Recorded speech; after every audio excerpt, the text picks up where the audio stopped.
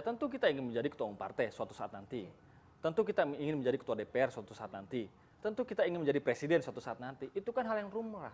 Semua orang punya cita-cita yang sama, seperti piramid. Mungkin semua orang juga memiliki hal yang sama. Tetapi apakah itu suatu keharusan?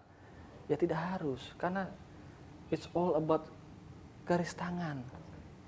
Kalau garis tangan kita nggak ke sana, ya sudahlah tidak ke sana. Tapi kita bisa berupaya ke sana, ya boleh. Tetapi janganlah kita pernah sedih dan kita menyesali kehidupan ini kalau kita tidak pernah mendapatkan sesuatu apa yang kita inginkan dan kita cari. Politisi muda satu ini jarang tampil di depan publik, namun akhirnya mau meluangkan waktu untuk belak-belakan menjawab bagaimana strategi partainya menggait suara generasi milenials dan bagaimana juga politisi muda ini menjawab stigma ia menjadi anak emas dan juga putra mahkota di Partai Demokrat dan menyandang nama Yudhoyono di belakang namanya. Kita sudah bersama dengan Ketua Komisi Pemenangan Pemilu dari Partai Demokrat sekaligus Ketua Fraksi Demokrat Edi Baskoro Yudhoyono. Terima kasih sekali Mas Ibas atas waktunya. Iya. Selamat datang. Terima kasih sudah mau meluangkan waktu dan ini momen langka sekali. Kita santai aja Mas, karena kita pengen menunjukkan ke generasi milenials bahwa politik is fun. Of course. Oke. Mas, ini Mas Ibas kan banyak sekali ya jabatan yang diemban seperti Ketua Komisi Pemenangan Pemilu, kemudian Ketua Fraksi Demokrat. Gimana cara bagi waktunya? Mau maju caleg lagi dari Dapil Jawa Timur 7? Iya, tentunya saya bersyukur ya atas penugasan dan amanah partai terhadap kami, kader Partai Demokrat, saya sendiri Edi Baskoro Yudhoyono yang sudah berjuang cukup signifikan dari tahun mungkin sebelum 2009 hingga hari ini 2018 dan diberikan tentunya kepercayaan sebagai ketua fraksi dan juga ketua KPP Partai Demokrat. Tentu itu bukan hal yang mudah, tetapi juga bukan berarti tidak bisa dilakukan dari waktu ke waktu. Saya hanya bisa bagi waktu, apakah itu yang berkaitan dengan fraksi, yang berkaitan dengan partai, dan juga yang berkaitan dengan konstituen yang ada di dapil saya sendiri. Bagaimana kita juga bisa membuat pekerjaan-pekerjaan itu semakin mudah dengan menggunakan sistem-sistem yang sudah kami siapkan selama ini.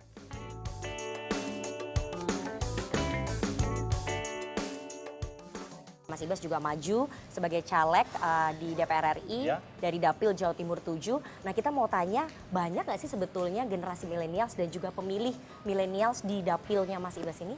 Bagaimana dengan dapil saya? Tentunya dapil dimanapun itu pasti ada generasi muda, ada generasi milenial yang hidup dan tumbuh berkembang, apakah di tempat-tempat kehidupan kemasyarakatan dan juga di tempat-tempat pekerjaan yang selama ini mungkin mereka bekerja sehari-harinya. Saya menganggap generasi muda adalah generasi yang potensi untuk kita ajak, kita dekati, dan juga kita mengertikan agar politik itu fun. Mereka harus tersosialisasikan dan juga harus mengerti bahwa politik itu bisa menjadi bagian merubah kehidupan mereka di masa depan. Tapi ada program khusus nggak sih Mas sebetulnya yang diluncurkan oleh Mas Ibas dan juga tim kepada para pemilih generasi milenial di dapilnya Mas Ibas? Tentunya kita juga terus menyiapkan strategi-strategi, cara-cara pola dan kampanye yang menarik, yang sesuai dengan kebutuhan mereka. Apakah melalui kegiatan-kegiatan kemasyarakatan, kepemudaan, apakah yang berkaitan dengan tentunya sosial media dan kecanggihan-canggihan teknologi yang berkaitan dengan internet dan seterusnya. Tentu Partai Demokrat mengajak kepada generasi milenial untuk tidak sungkan-sungkan datang ke Partai Demokrat, menjadi bagian membesarkan dan berjuang bersama-sama untuk masa depan pemuda yang lebih berkualitas, masa depan bangsa kita yang lebih maju, lebih sejahtera dan lebih demokratis. Nah ini Mas, ngomong-ngomong soal sosial media, generasi milenials itu kan sekarang ini gandrung sekali dengan media sosial. Dan kalau kita lihat belakangan ini, banyak sekali politisi yang tiba-tiba nge-vlog, kemudian pakai jaket bomber, kemudian pakai sneakers, terus kemudian punya Instagram yang sebelumnya nggak pernah punya Instagram. Nah menurut Anda apakah politisi sekarang ini harus bergaya seperti anak generasi milenials untuk bisa menggait suara pemilih milenials itu Mas? Ya, itu betul sekali Nana. Artinya politisi tidak hanya politisi milenial atau politisi generasi muda, harus menggunakan teknik-teknik, cara-cara yang terbarukan, yang ada di hadapan kita. Termasuk mereka-mereka yang senior, orang-orang tua kita, dan para politisi terdahulu juga menggunakan cara-cara yang menarik, yang bisa mendulang suara, bahkan meyakinkan kepada mereka melalui ya media-media yang saya pikir beragam lah seperti itu.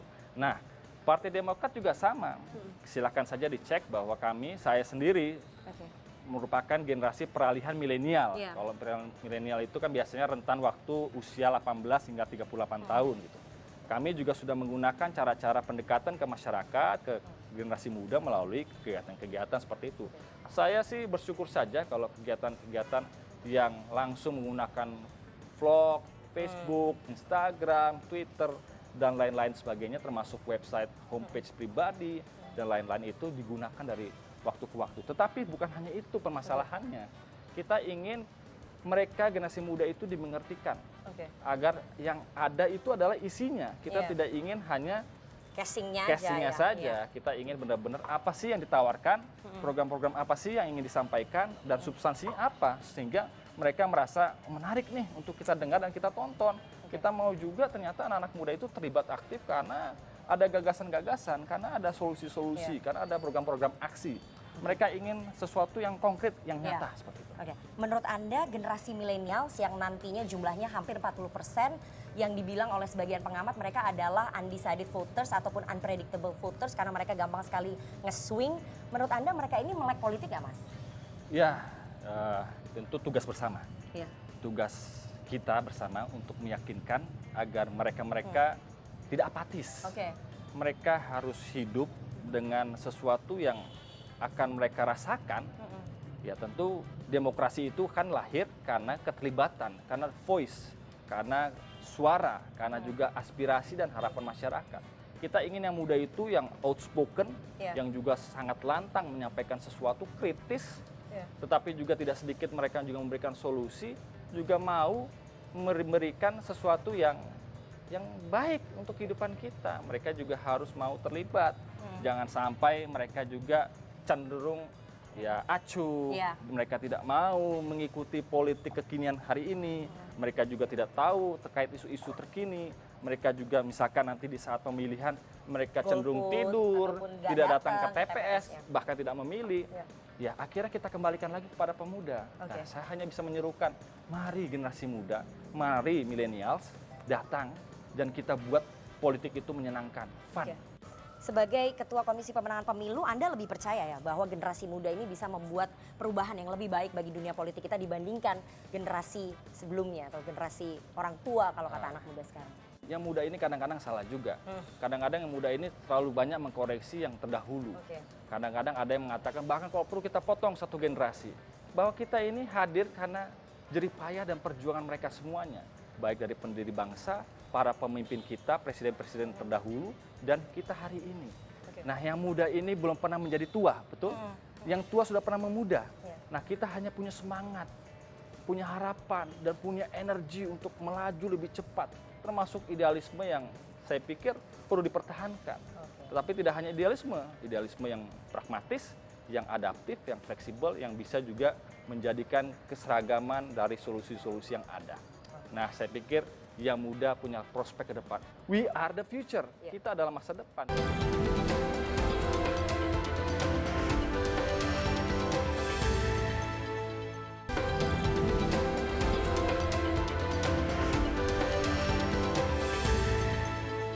Apakah saya merupakan politisi yang seperti dikarbit begitu? Kalau Mbak Nana tahu ya bagaimana saya di Demokrat juga mengikuti seluruh jenjang. Saya dilatih beberapa minggu, ikut pelatihan 1, pelatihan 2, pelatihan 3. Saya pun tidak langsung ujuk-ujuk menjadi ketua KPP, tidak juga ujuk-ujuk menjadi sekjen ketika itu. Mas Ibas bicara soal regenerasi kepemimpinan, seperti kita tahu kan partai-partai besar dan juga partai-partai yang lain di Indonesia itu banyak dipimpin oleh orang-orang tua dalam tanda kutip. Seperti di PDIP ada Bu Mega, kemudian di Partai Demokrat ada Pak SBY, kemudian di Gerindra ada Pak Prabowo. Menurut Anda sudah saatnya nggak sih bahwa anak muda ataupun generasi muda ini memimpin partai dan juga memimpin negara ini? Aduh, susah juga pertanyaan ini. Tapi saya pikir gini ya Mbak Nana ya, regenerasi itu suatu keniscayaan. Dimanapun kita, pasti kita harus memikirkan bagaimana regenerasi ke depan. Termasuk negara. Negara ini kan juga harus berkesinambungan, seperti yang saya sampaikan. Harus ada regenerasi dari satu pemimpin ke pemimpin lain. Nah sama juga dengan partai politik, saya yakin sekali regenerasi itu akan terus mengalir dari waktu ke waktu sampai dengan pada saatnya nanti. Kita tidak bisa melupakan peran serta para senior, para founding fathers dalam hal ini partai politik di Demokrat, tapi kita juga terus harus mau belajar, berguru. Yang muda-muda ini juga harus banyak melakukan aktivitas yang kira-kira bisa membangun partainya dan juga meyakinkan kepada publik bahwa regenerasi sudah siap pada saatnya nanti untuk dilanjutkan tongkat-tongkat estafet kepemimpinan di partai politik. Anda siap jika suatu saat memimpin partai? Ini pertanyaan lagi nih ya. Tempatnya santai, Iya. tapi pertanyaan tidak santai.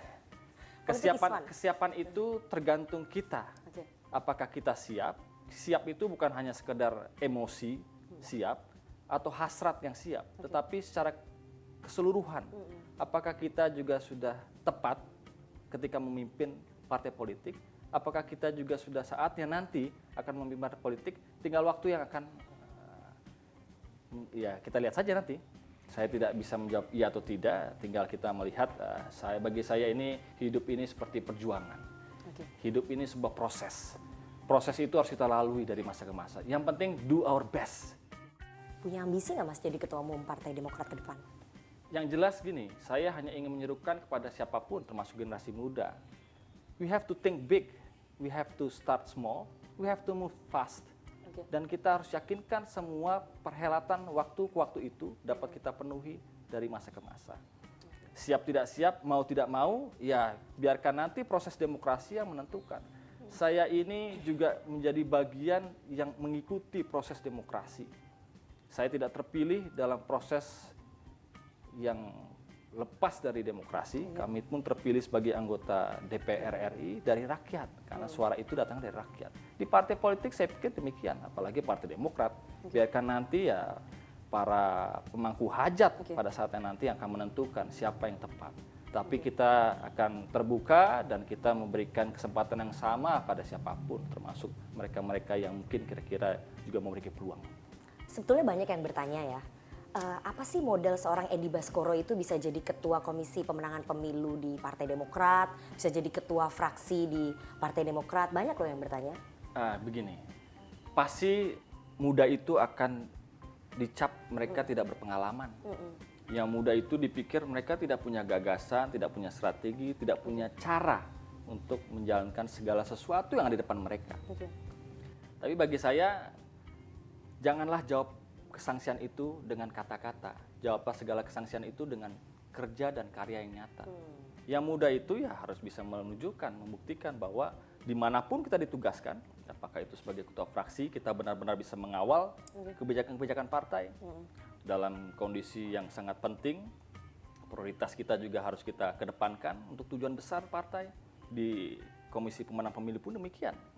Kita juga harus bisa berkolaborasi, bersinergi bersama-sama dengan seluruh kader, tidak hanya di pusat, di daerah dan di kabupaten kota, termasuk para anggota legislatif, untuk berjuang bersama. Ini adalah kegiatan yang bergotong royong, yang secara kesinambungan dilakukan serentak. Tidak hanya keberhasilan itu datang untuk saya sebagai ketua KPP. Kalaupun kalah, belum tentu ketua KPP juga harus disalahkan 100%. Tapi berhasil juga demikian. Oke, jadi nggak baper ya kalau misalnya ada orang yang nyinyir, oh Mas Ibas ini nggak punya modal untuk jadi ketua komisi pemenangan pemilu ataupun jadi ketua fraksi. Jadi kan politisi sekarang nggak boleh baperan ya. Silakan Mbak Nana melihat track record saya. Apakah saya merupakan politisi yang seperti dikarbit begitu?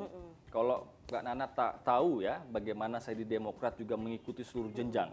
Saya dilatih beberapa minggu, ikut pelatihan 1, pelatihan 2, pelatihan 3. Saya pun tidak langsung ujuk-ujuk menjadi ketua KPP, tidak juga ujuk-ujuk menjadi sekjen ketika itu. Saya pun ikut berproses dari ketua steering committee, dari ketua OC, dari korwil, dari keanggotaan biasa saja pun saya lakukan. Termasuk di fraksi. Apakah seorang EBY, Ibas, ketika menjadi anggota DPR langsung menjadi ketua fraksi? Belum. Saya boleh memiliki hak yang sama terhadap yang lain-lain karena saya berproses, berdemokrasi, dan saya juga meraih suara juga di konstituen sendiri. Apakah kemudian saya menuntut menjadi ketua DPR kah ketika itu? Apa menuntut menjadi ketua fraksi kah ketika itu? Tapi saya ya mengikuti saja amanah partai. Ketika menjadi anggota, ya menjadi anggota yang baik. Ketika menjadi ketua fraksi, ya menjadi ketua fraksi yang baik, dan seterusnya. Saya pikir dimanapun kita harus bisa menempatkan diri dan do the best. Oke. Menyandang nama Yudhoyono di belakang nama Anda, rasanya gimana Mas? Karena banyak yang bertanya loh.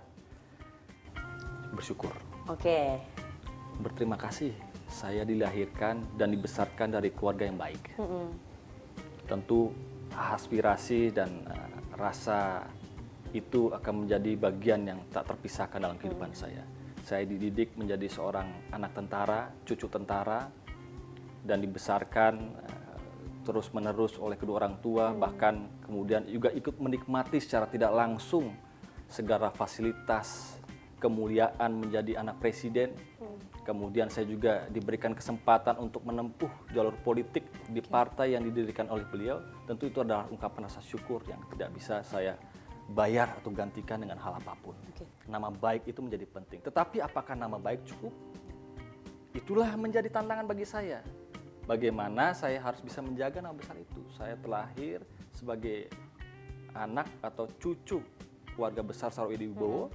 Saya terlahir sebagai anak Yudhoyono, dan kemudian harus saya sandang dan harus kita yakini bahwa apapun itu harus kita jaga dan kita rawat sebaik-baiknya. Ngomong-ngomong soal dibully, kemudian dikecam oleh netizen, kemudian oleh lawan-lawan politik dan juga oleh masyarakat, terutama ayah Anda, Pak SBY kan sering sekali ya dikait-kaitkan dengan beberapa kasus. Beliau pernah menyampaikan sesuatu nggak kepada Anda sebagai salah satu tokoh muda di partai, putranya juga, untuk menghadapi itu serangan-serangan itu semua? Saya harus menyampaikan kepada Mbak Nana, seorang pemimpin itu tidak akan pernah luput dari badai. Semakin tinggi pohon, semakin besar juga angin. Apalagi Pak SBY. Pak SBY pernah menjadi presiden Republik Indonesia dan kemudian memimpin selama 10 tahun di era demokrasi.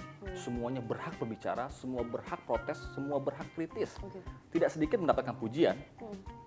Nah, kalau Mbak Nana membaca buku Selalu Ada Pilihan, itulah isi hati dari beliau, bagaimana ya hati, pertautan, kesabaran, menahan emosi selama 10 tahun. Tapi beliau tidak pernah ya mengesampingkan itu semuanya, bahkan terus fokus.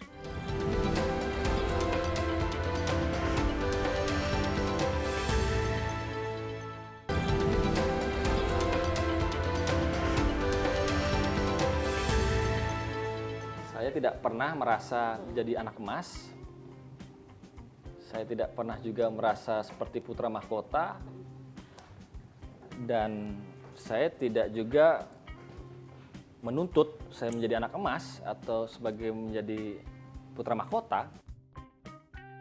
Generasi milenial atau generasi muda kan sukanya yang autentik ya Mas. Apa yang membuat Anda berbeda dari Pak Susilo Bambang Yudhoyono? Konsistensi.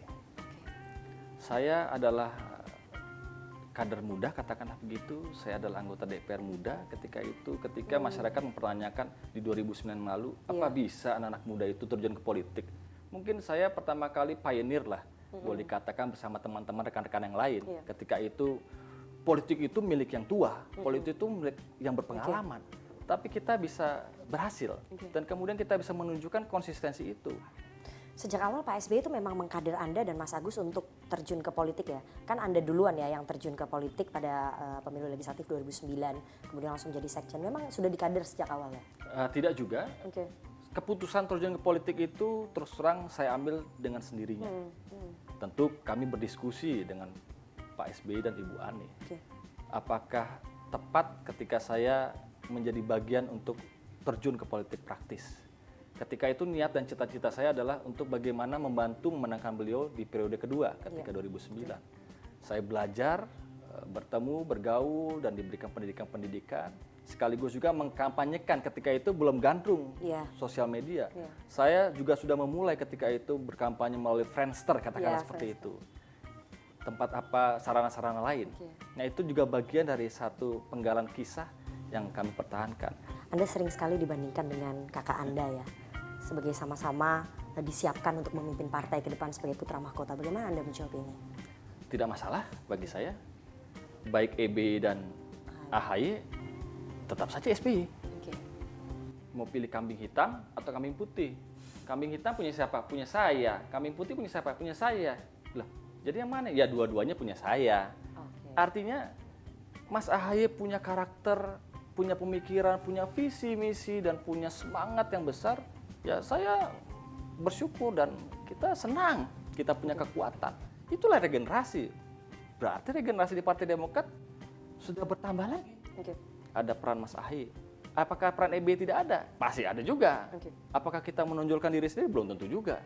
Biarkanlah nanti publik, dalam hal ini masyarakat Demokrat dan publik luas, ya melihat kesemuanya itu. Dan saya malah senang kalau itu terjadi di Partai Demokrat. Saya berharap itu terjadi di partai-partai lain juga. Itu yang kita dambakan. Regenerasi itu terjadi dimanapun.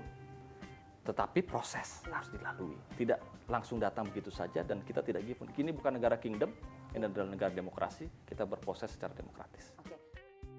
Tapi banyak juga kita tanya ke generasi milenial dan juga masyarakat, mereka banyak mengasosiasikan bahwa Partai Demokrat adalah partai keluarga, dimiliki oleh keluarganya Pak SBY. Bagaimana Anda menjawab ini? Saya tidak mengatakan demikian. Benar, Pak SBY bersama founding fathers Partai Demokrat menggagas, membuat Partai Demokrat yang nasionalis, religius, partai untuk semua golongan yang memiliki platform untuk kemajuan, kesejahteraan, dan pembangunan. Tetapi, apakah pengurus dan kepemimpin Partai Demokrat kemudian diisi secara terus-menerus oleh keluarga? Ya silakan saja, ada track recordnya kan. Tapi apakah kunci-kunci kepartaian itu dipegang oleh keluarga semuanya? Ya belum tentu juga. Tetapi sekali lagi, di negara demokrasi seperti ini, bukan kita stereotyping antara keluarga dan non-keluarga, antara blood versus water gitu. Semuanya memiliki kesempatan yang sama. Artinya Anda membuka peluang bahwa jika nantinya ada tokoh muda dan juga proses demokrasi berjalan di Kongres, semua orang punya kesempatan yang sama untuk memimpin partai, bukan hanya keluarga Pak SBY, begitu? Sangat terbuka. Oke. Yang penting tidak dipengaruhi dengan politik-politik yang berseberangan, apalagi menjadi cara-cara untuk menghancurkan dan meruntuhkan Partai Demokrat. Kalau itu kita mendapatkan yang terbaik, kita terbuka, we are welcome. Bagaimana Anda menjawab stigma dan juga cibiran dari masyarakat, lawan-lawan politik, terutama juga yang dari kader internal bahwa Anda mendapatkan privilege, menjadi anak emas, menjadi putra mahkota di internal partai dibandingkan dengan kader-kader Partai Demokrat yang lain, Mas? Itu pasti banyak dong bermunculan gitu. Saya tidak pernah merasa jadi anak emas. Saya tidak pernah juga merasa seperti putra mahkota. Dan saya tidak juga menuntut saya menjadi anak emas atau sebagai menjadi putra mahkota. Beda ya kalau di Saudi gitu ya. Tapi ini it's Indonesia, it's Demokrat. Dan saya lebih nyaman dan senang dengan segala kemampuan, dengan segala proses, dengan segala cara, upaya ya melakukan dari satu amanah ke amanah yang lain. Gitu. Karena saya ini masih muda dan saya berpikir juga masih panjang dan kita perlu kumpulan orang-orang hebat di sekeliling kita yang bisa membesarkan dan mencapai misi tujuan besar ke depan. Oke, terakhir Mas, apa target politik Anda ke depan? Target kita ya sustain, kita terus berhasil dan kita bisa mewujudkan mimpi indah itu kepada masyarakat. Masyarakat itu sederhana, mereka itu ingin lebih diperhatikan, mereka itu ingin lebih maju hidupannya, mereka itu ingin lebih sejahtera dan tentu negaranya dibangun secara demokratis ya.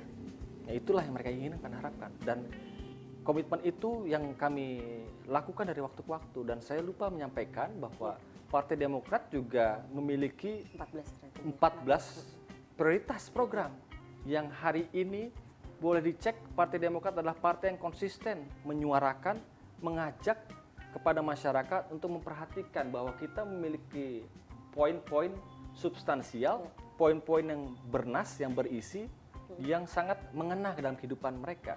Termasuk program pertama kita, kalau boleh saya sampaikan, itu adalah membuka lapangan kerja untuk para milenials dan kaum perempuan. Karena yang muda itu butuh pekerjaan, mereka itu butuh aktualisasi, mereka itu butuh ruang untuk diberdayakan. Seorang petugas partai, member of partai pasti punya ambisi ataupun target politik. Secara personal apa Mas? Masa nggak mau jadi ketua umum partai? Yang tentulah kalau kita bicara ambisi ya, kalau kita boleh jujur belak-belakan, ya tentu kita ingin menjadi ketua umum partai suatu saat nanti. Tentu kita ingin menjadi ketua DPR suatu saat nanti. Tentu kita ingin menjadi presiden suatu saat nanti. Itu kan hal yang lumrah. Semua orang punya cita-cita yang sama, seperti piramid. Mungkin semua orang juga memiliki hal yang sama. Tapi apakah itu suatu keharusan? Ya tidak harus, karena it's all about garis tangan. Kalau garis tangan kita nggak ke sana, ya sudahlah tidak ke sana. Tapi kita bisa berupaya ke sana, ya boleh. Tapi janganlah kita pernah sedih dan kita menyesali kehidupan ini kalau kita tidak pernah mendapatkan sesuatu apa yang kita inginkan dan kita cari. Ya seperti biasa sebagai penutup kita ada kuis. Nanti saya akan kasih 2 pilihan. Mas Ibas harus pilih cepat satunya ya. Ujian nih? Iya ujian, Oke. ujian gampang pokoknya dalam 1 menit ya. Harus pilih cepat ya. Di antara 2 pilih 1, oke? Ya. Politisi baper atau politisi nyinyir? Baper. Oke. Liverpool atau Manchester United? Liverpool. Oke. Basket atau sepak bola? Basket dan Pilih. bola. Salah satu mas. Ya saya suka dua-duanya. Ada salah satu. Ya, oke lah, basket. Oke. Pilih jadi ketua umum Demokrat atau ketua DPR? Ketua umum Demokrat. Oke. Prabowo atau Sandi? Ya karena calon presiden Prabowo. Oke, itu tadi perbincangan ringan kita bersama dengan Ketua Komisi Pemenangan Pemilu dari Partai Demokrat dan juga Ketua Fraksi Partai Demokrat. Terima kasih sekali Mas Ibas atas waktunya. Demikian perbincangan saya dengan Ketua Pemenangan Pemilu dari Partai Demokrat dan juga Ketua Fraksi Demokrat Edi Baskoro Yudhoyono. Rifana Pratiwi, Jakarta.